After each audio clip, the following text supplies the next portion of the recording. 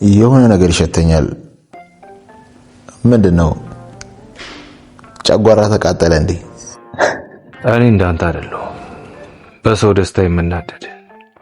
እኔ እናንተ ደስተኛ ከሆናችሁ ደስ ነው የሚለኝ። በተለይ ደግሞ ይፉዬ ደስተኛ ከሆነች ከምታስበው በላይ ደሰታለሁ። አታስመስል እባክህ። እውነታው በጣም ተቃጥላ እንደፎከርኩት ኤፍራታን ወስጄብሃል። እንድናገር ፈልገህ ከሆነ አትርፋ። እኔ አንተን አልናገር።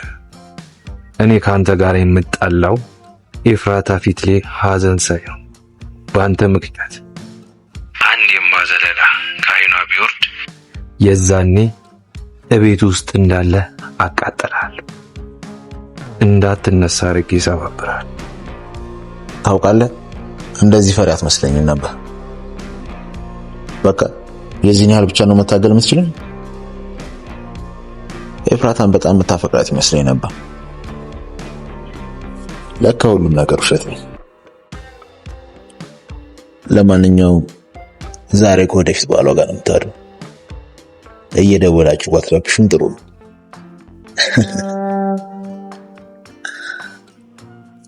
የኔ ንግስት፣ አሁን ቤተሰቦች ከኔ ጋር እንደውልሽ ስላወቁ ልባቸው አርፏል።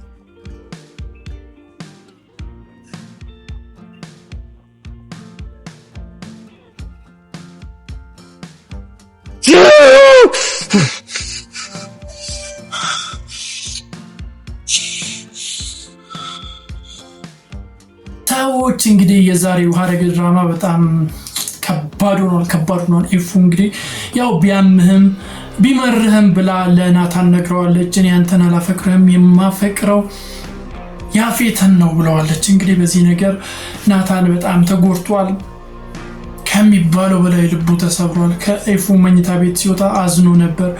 ሉሊት ምን ሆነ ነው ፊትህን ጥለሃል ስትሉ ነበር እና በጣም ነው ያዘነው። ቀጥታ ሄዶ እሱ ቢኒያም ቤት ነው ለቢኒያም ነገረው። እንደዚህ ያለችኝ። ከዛም በኋላ ቢኒያን ማመን ያቃተው ማመን ኤፉ ናት እንደዚህ ያለች እንዴ? የሆነ ችግርማ አለ። ኤፉ በሰላም እንደዚህ አትልም። የሆነ ነገር ጠርጥሯል። በደንብ ነው የጠረጠረው ቢኒያም። ያፌት ኤፉን እንዳስፈራራት በሆነ ነገር እንደያዛት በእርግጠኝነት ጠርጥሯል። ግን ምን እንደሆነ አልገባውም፣ ሊመጣለት አልቻለም። ግን እንዳስፈራራት አውቋልና እሷማ በሰላም አይደለም፣ የሆነ ነገር ይዞባት ነው እንደዚህ ያለችው ብሎ ሲነግረው ነበረ። ያው ሌላኛው ነገር ደግሞ ተፈታለች። ቤዛ ተፈታለች። እንግዲህ ቤዛ ተፈታለች። ቤዛ በመፈታቷ ለኤፉ ሌላ ፈተና ነው። ምክንያቱም ችግር ነው የምትፈጥርባት። ያው መታ ለገኒ ገና ከመጀመሪያው ለገኒ ፈተና ነው የሆነችባት። ገኒ ስታንጫጫት ነበር። ገኒ በጣም ተነዳለች። ያው ኤፉ ላይ ችግር ስለምትፈጥርባት ብዙም አትወዳትም እና በጣም ነው የተናደደችው። በቤዛ መፈታት ደግሞ ሉሊት በጣም ደስተኛ ሆናለች። ፂ በጣም ደስተኛ ሆናለች። የሌለን ተደሳስተዋል ከሚባለው በላይ ማለት ነው። እና አንድ ላይ ሆነው ገኒን ሲያንጨረጭሯት፣ ሲያንተከትቋት፣ ሲያቃጥሏት ነበር። ገኒን ከምር በቃ አበሳጭቷታል። የሌለ ነው ያበሳጯት፣ የሌለ ማለት ነው። ኢቭን ፈራት ላይ ቁጭ ብሎ ሲበሉ በቃ ጨጓራዋን ነው የላጡላት የገኒ ማለት ነው። አሁን አንድ ላይ ተጣምረዋል፣ አንድ ቡድን ሆነዋል። በቃ ንቅል ነው ያረጓት። ሂጂ ወደ ስራሽ እያሏት፣ ሰራተኛ አይደለሽ ሂጂ ቀጥ ወደ ስራ ምናምን እያሏት እያቃጠሏት ነው። ብቻ ሶስቱ አንድ ላይ ተጣምረዋል። በጣም ኃይለኛ ቡድን ፈጥረዋል።